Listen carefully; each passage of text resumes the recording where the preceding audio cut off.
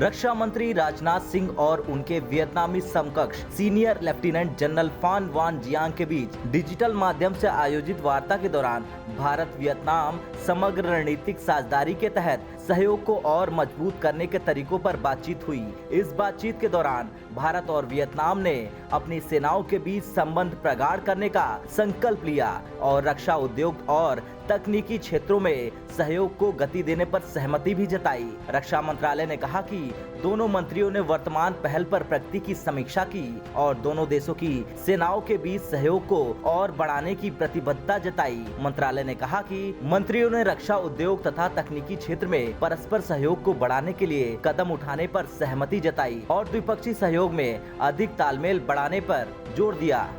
मंत्रालय ने कहा कि दोनों पक्ष ज्वाइंट विजन स्टेटमेंट 2021 से 2025 के लक्ष्यों को यथाशीघ्र हासिल करने के लिए काम कर रहे हैं। दोनों देशों के बीच विभिन्न क्षेत्रों में बढ़ती भागीदारी के साथ ही रक्षा मंत्री राजनाथ सिंह ने कहा कि मैं अपने वियतनामी समकक्ष को उनके खूबसूरत और अद्भुत देश की आधिकारिक यात्रा पर आमंत्रित करने के लिए धन्यवाद देता हूं। इसके अलावा रक्षा मंत्री राजनाथ सिंह ने एक ट्वीट भी किया जिसमें उन्होंने कहा कि भारत और वियतनाम दोनों कठिन समय में एक दूसरे की मदद की एक लंबे समय से चली आ रही परंपरा को साझा करते हैं। हाल के सालों में रक्षा उद्योग सहयोग में पर्याप्त प्रगति हासिल की है। भारत और वियतनाम कोरोना द्वारा उत्पन्न चुनौतियों पर काबू पाने के लिए एक साथ आगे बढ़ रहे हैं। गौरतलब है कि भारत वियतनाम को साझे सामरिक सरोकारों और समान हितों के साथ एक भरोसेमंद मित्रवत विदेशी देश के रूप में देखता है। दोनों देश रक्षा सहयोग, व्यापार और भू राजनीतिक क्षेत्र जैसे कई क्षेत्रों में सहयोग कर रहे हैं। इसके अलावा दोनों देश समानता पर आधिकारिक बहुपक्षवाद, सभी राष्ट्रों की क्षेत्रीय अखंडता और संप्रभुता के लिए समान अंतर्राष्ट्रीय कानून और व्यवस्था के लिए सम्मान जैसे सामान्य मूल्यों को साझा करते हैं। वहीं दूसरी तरफ वियतनाम युद्ध के समय भारत ने अमेरिका की बड़ी भूमिका की कड़े शब्दों में निंदा की थी।